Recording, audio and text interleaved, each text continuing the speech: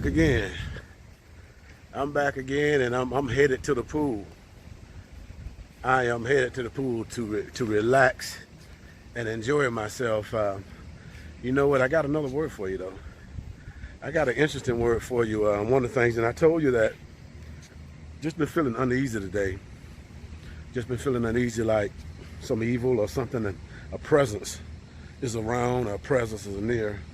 And I've been noticing that. And one of the angles that I want to talk about today that the enemy does, you know, just like Paul says, that he find in his member a new law, and this thing is warring against his mind. So it's a mental battle, and so that's what the fight is. He said that what I want to do, I do not, and that I would, I do.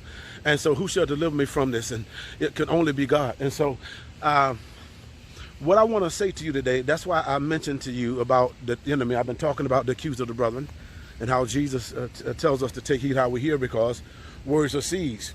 And based on what we entertain, if we entertain it, it's going to get in our heart. Case in point, the woman and the serpent. When that woman was at the Garden of Eden and Adam was there, that serpent went to her and began to whisper in her ears and tell all kind of stuff. And so the problem is she entertained it. She listened to him, and when she listened to him, he was able to convince her, brainwash her, get her to see from his eyes. And so that's what the enemy is trying to do. He's trying to get you to see from his eyes. And one of the things he uses mental semantics. He uses word semantics, word games. He uses games, and what he does is he tries to play reverse psychology. And what he would do when the enemy is in a position, when the enemy knows that you're right, but what the enemy will do, the enemy will flip it some kind of way. And so that's why it's so important to know your word and know how to exegete and know how to rightly divide your word, because if you're not careful, the enemy will use the Bible against you, and then you be depressed and beat down and think you in sin when you're trying to do the right thing. So that's why, see, what the angle that the enemy uses is mental semantics. And what he'll do, he'll try to play with words in your mind. He'll play the word game. And so that's why you can't be grounded with your emotions. See, your emotions can't ground you. You can only be grounded from the word.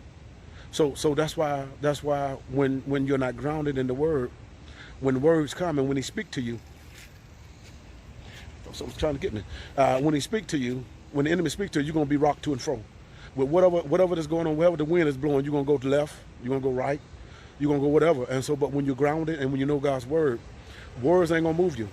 Words ain't gonna shake you. Whatever kind of words they twist, or whatever kind of words the enemy might twist in your head, or words he might twist at you and try to come at you with, you wouldn't know his angle because you know the word. And so all you will say is just, get thee behind me. That's all you got to do, and resist the devil. And so when you know your word, then you'll know that he can't come at your mind. And so that's what he's coming at all of us in our mind. It's a mind fight. It's a mind battle.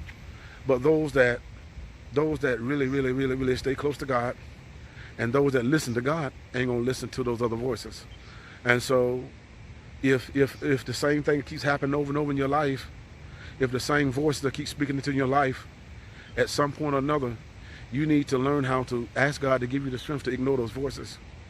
Because God said, my sheep know my voice, which means that you're going to know the voice of God, and you're going to know the voice that was not God. And so focus yourself,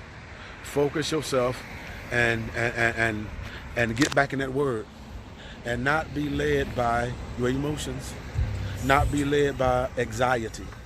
See, because the voices, the anxiety has a voice. It's the voices of anxiety, where there's a feeling, there's emotion that will try to rush you to make you do something, to react to something, without properly assessing what's going on.